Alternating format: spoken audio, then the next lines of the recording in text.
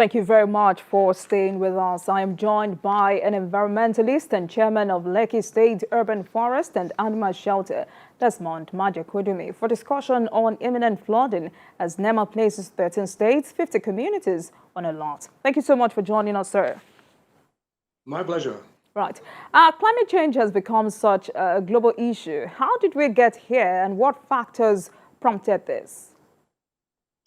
Well, we got here by messing up with nature's perfect system. There's a reason why people refer to nature as a miracle, because she surely is. When you look at the various aspects of the environment, look at the various aspects of nature that provides everything that we need for our survival, it is indeed a miraculous entity. Wow. I mean, if we just look at one aspect alone, and this one is related to climate change, the atmosphere, okay? When you look up in the sky, there's a reason why the sky is always blue, simply because of the gases that are there. If those various gases were not in the sky, it would not have a blue color, it would just be black, like spaces. But because there's certain gases, particularly the H2O gas, which is water vapor, and when the sun's rays pass through that particular gas, there is what they call refraction, and it now brings out the blue light that is in the sun's rays. But there are other rays that are coming from the sun as well. And in relation to climate change, it is the infrared ray, which is the one that actually carries the heat, that is very, very important and critical. So that infrared ray comes through the incredible mixture of gases in the atmosphere, but when it hits the earth, a lot of that heat bounces back out.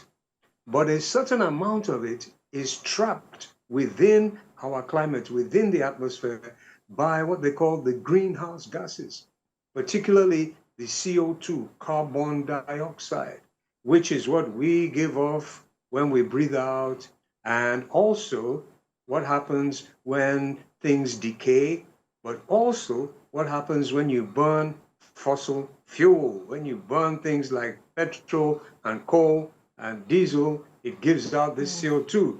Now, these gases that we're talking about, and it's more than just the H2O and the CO2, there's carbon monoxide, there's all kinds of other gases there. And they're fixed there in a certain ratio. Each one has a specific amount. And that's one of the really miraculous aspects of the environment. And those specific amounts have a specific job. And in the case of keeping the earth at a specific temperature, it is the greenhouse gases. But we as human beings have been pumping hundreds and hundreds and hundreds of millions of tons of these greenhouse gases into the atmosphere, and we have been upsetting that very delicate balance. And there's too many of those greenhouse gases there now, and they're trapping too much heat. And the planet is behaving like a body that is not so well. You know, if you have fever, you know what it is now, just 1 or 2 degrees of extra heat in your body, you're feeling sick. And if you push it too far, 3 or 4 degrees, then you're critically sick. And unfortunately, what we've done to the earth is we have pumped all these greenhouse gases, and the earth is now getting too hot. And the expression of that heat is what we're seeing in certain countries. All right. We've seen persistent flooding in Nigeria. Many have actually said this is the common disaster in Nigeria. So what can the country do to mitigate this? Yes, well, what has to be done is to, first of all, recognize and accept the fact that there's going to be a lot more flooding to come. And it's going to be very sudden and very dramatic, like what has happened just recently in Libya, where in the course of just about 2 or 3 hours, the dams that normally hold back the water crashed, broke, and massive amounts of water just poured into that particular location. And it's so tragic because thousands of people were just wiped out. Hundreds of thousands of homes totally destroyed, inundated them. And that breaking of the dam came as a result of this extra heat. Because it's a simple, a simple science. When you add heat to water, the water evaporates. More heat, more evaporation. More evaporation, far more rain, and you have the rain bombs. And that's what happened. You got about 2 or 3 months rain will fall just in a few hours or a day. And that's what happened to Libya. And this is going to happen to other countries in the world. Unfortunately, places like Nigeria, we've already been warned. So we have to take those warnings very, very seriously, because a lot of water is coming. And there's specific things that need to be done. The natural waterways, the rivers and the streams, they need to be well dredged. Okay? What has happened? We haven't dredged them. We haven't done that, and we haven't protected the banks. There's a reason why the rivers are filling up with sand, because all the vegetation that normally grows on the banks haven't been protected. You know, nature has a perfect system, and we are dealing with that system in a very negative way. And what you give nature, she has to give it back to you. So we better heed the warnings and do the right things. Protect the streams, protect the waterways, and also look after our mangroves. And then also be part of the solution and stop this pollution. Right. So, I mean, when it comes to flood mitigation, there have been talks about river dredging, raising house foundations. But oftentimes we talk about evacuation of people. But looking at the human-induced causes of flooding, how do we address this urgently? Yes, well, the best way to address it is, first of all, to recognize that something has to be addressed. And hopefully, as tragic as it was, as terrible as it was, what happened to Libya should shock the whole world. Because this thing that happened was predicted by the scientists many, many years ago, many decades ago. And it's not just this, it's not just Libya that this type of thing has happened. In Greece, in China, in parts of America, you're either going to have terrible floods, or you're going to have awful dryness, where you have this terrible burning and so on. The scientists told us that this would happen. And if you can just, imagine it, the catastrophe. I mean, imagine you're sleeping quietly in your house. Okay, there's a storm going on. And then the next thing, you hear this is shaking. Whoa, whoa, as water is rushing down, and you look out of your window and you see a water that is, they said in some places it was about 30 feet high as a two-story building. There was this giant river. Whoa, God forbid that it breaks into your house and it tears one of your children out of your home, or maybe your whole family gets washed away. It's a horrific situation. And we've got to get that through our consciousness, that what we are doing to nature is very negative. And whatever you sow into nature, she is obliged to sow it back to you. In fact, not just nature. That's not just a physical law. It's a metaphysical law. God is not mocked. Whatsoever is sow, you reap. So we need to get that into our consciousness that, hey, we have been going the wrong way with nature. We have to start doing the right things. And one of the most important things we can do in the immediate is to, because there could be floods coming over the next 2 or 3 weeks, we've been warned, and our meteorological organization have been quite effective. We have to give full kudos to them. They've been giving accurate warnings.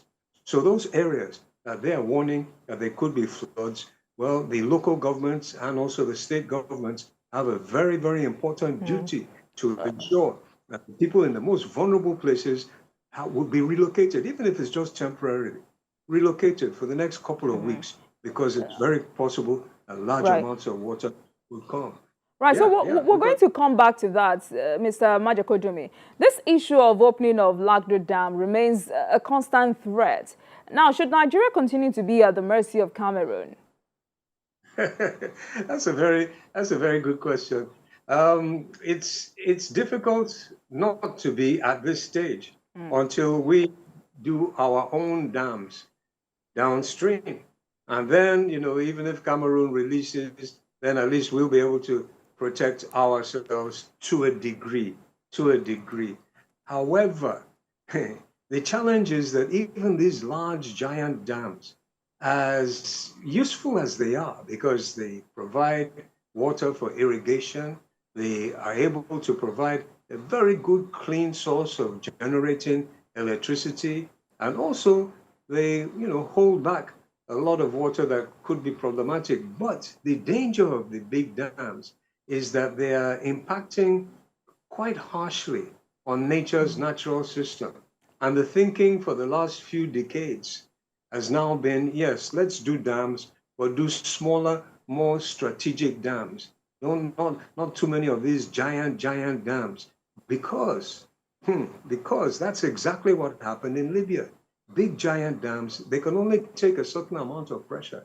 When the water is too much, even if you're releasing the water, but the flows of water is too much because you've had this rain bomb, that massive amounts of rain are coming, it can overwhelm the structure that you put in place, and you'll have this big crash.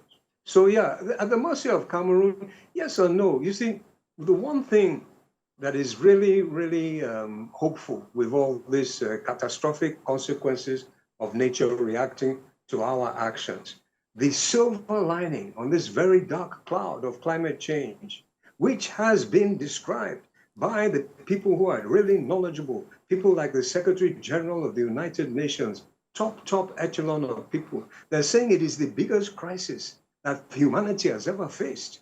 And this is people who have all the knowledge and all the information. But the silver lining on that very dark cloud is that we all have a common problem globally, from Lagos to Abeokuta to Kano to different countries of Africa. We have the same problem, even other countries of the world. And that problem is that nature is fighting back. So Cameroon, we come together. We're brothers. Right. We're brothers on this continent. We have to come together and not be at each other's mercy, but try to help each other and try to have a far more positive attitude towards each other. In fact, basically, just, finally start to really follow scriptural injunction. Peace be unto you. Love your neighbor. This is not just a waffle. This is real admonition from the God Almighty, who created the heaven and the earth and who put that breath of life into dirt and produced mankind. Right. He said that we have peace with each other. So the attitude has to change. So what impact is this severe flooding having on states like Bayelsa, which is the gateway to the Atlantic Ocean?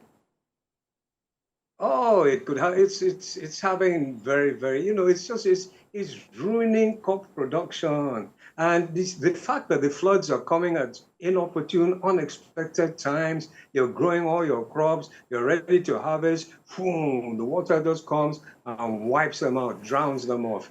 It is very, very, very negative. It's a very fearsome thing, and it's a very dramatic way of nature expressing a negative reaction to our own negative reactions on her, because this would not be happening if we hadn't done what we've done.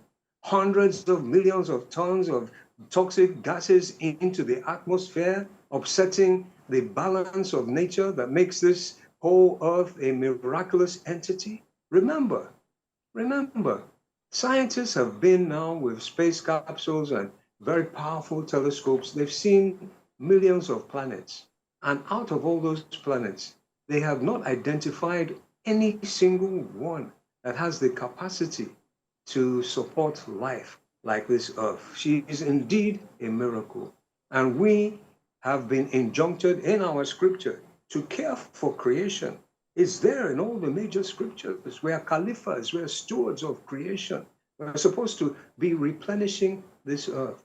And if we don't, we're going to get things like the floods. Definitely it's harmful. The question I have to ask you, are you a good swimmer? So some of your colleagues have attributed this persistent flooding to the absence of a national flood risk management strategy. How critical is this? Well, it's a responsibility of any caring government to have these strategies put in place. So it's very, very important to identify the areas that are prone to flooding, especially areas that are called the flood plains. There's a reason why they are called flood plains, because that's where the water will overshoot from the rivers and the streams. And once those floodplains are identified, then you have to ensure that habitation does not occupy those areas, because if it does, then there's going to be a problem. And the challenge, though, is that some of these areas should not have any development on them at all. They should not. But for some reason, people have been able to persuade the authorities to allow them to do their developments there. So, the strategies to protect the people have to be well adhered to. It is a huge responsibility.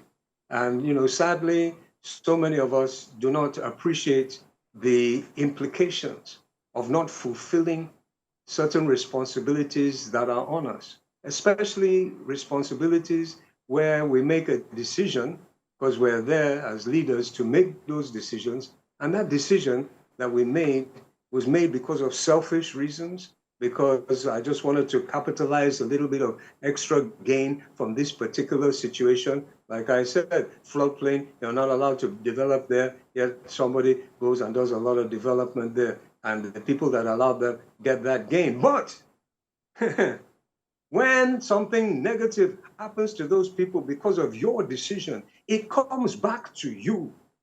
It comes back to you. This is fundamental scripture. You reap what you sow. So as a leader, it's a huge responsibility. And the implications of any major decision you make are tremendous. It could be very positive for you. You've done something very, very good, and you've adhered to the law. You've adhered to the righteousness within the system. You've done the right thing. Then you get good things coming back. But you go and allow people to go and develop big communities on the floodplains and do things in the wrong areas, then you're in trouble. And another thing that we need to do, obviously, is the drainage systems. There has to be good drainage systems. And I'm not just talking of the physical drains. I'm talking of the natural ones, because nature herself has a system in place that allows excessive water, because sometimes, even naturally, you would have some very heavy rains. But then what happens in those locations where the rain falls? You have what they call the mangroves. You have the marshlands. You have those areas there, specifically there by nature to absorb the extra water. And when that water is absorbed, it now filters it out and releases it into the streams, into the rivers. But then if you're going to now sand fill all those areas without doing an environmental impact assessment, without assessing what could be the negative implications of all your sand filling, you're going to have floods in that area. And we're seeing far too much of this going on. It is highly irresponsible and it's going to, have a negative impact. So, Mr. Majekodunmi, let's now get back to your advice for state governors on the need for more effort to tackle flooding. What's your advice to them? Yeah, well, my advice to them is to appreciate the job description. We might not be so inclined to want to understand what that job description is, but it's actually, you're the head of the civil service in your state. So you are the chief servant. You are the chief servant. Yes, that's what it's all about. You are serving the civil society. You're serving the population. And, sometimes it's a bit difficult because, the trappings and the trimmings of the position can be, quite intoxicating. You have quite a lot of power. You can do this, you can do that. Just one signature can do a whole bunch of things. And, sometimes it gets the better of us. But we have to now start to get that out of our consciousness and know that God Almighty is watching us. Everything we do is on record. And just, do the right thing. There's quite a few of them in place now. We're seeing some very, very good, so far anyway, very good activities and plans that are coming out. Here in Lagos, we've got some, good dynamism. There's a good team on board with the state government. But when it comes to things like environment, we need to take that particular sector of governance far more seriously because we call it environment, but what it really is, it is our life support system. The Ministry of Environment could easily be called the Ministry of Life Support System. So in a way, whilst all other ministries are very important, obviously, education is very, very important, and, all the other ministries are important, but what can be more important than protecting your life support system? Absolutely. And that's exactly what it is. So take it seriously and do the right thing. So what's your take on tackling tree felling? Because for all we know, this is worsening desertification. My take on tackling tree felling. Oh, tree felling. That is a very, very, very key question. And you're absolutely right. When you're tearing down all those trees, and again, it might be because of lack of appreciation of the value of the tree.